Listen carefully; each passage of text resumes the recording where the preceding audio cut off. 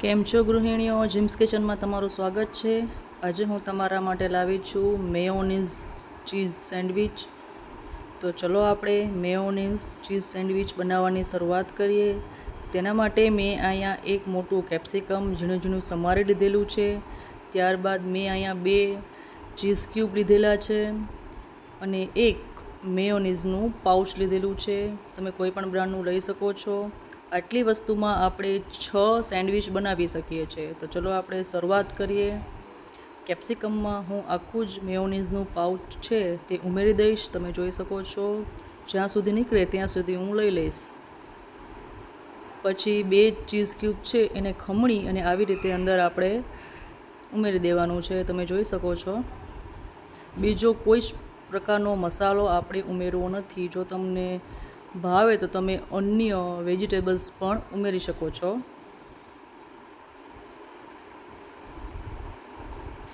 હાથની મદદથી આપણે ચીઝ ક્યુબને આવી રીતે છીણી લેવાનું છે.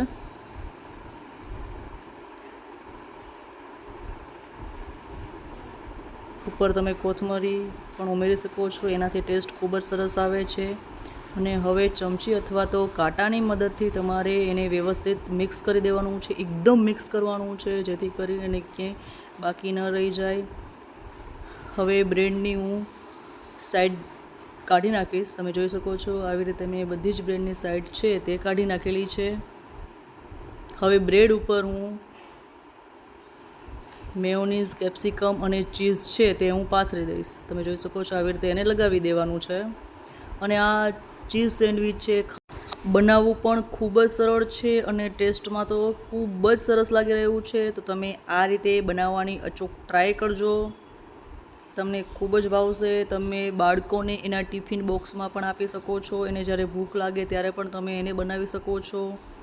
અહીંયા મેં થોડાક ચીલી ફ્લેક્સ ઉપર ઉમેર્યા છે. ત્યારબાદ મરીનો પાવડર પણ તમે ઉમેરી શકો છો.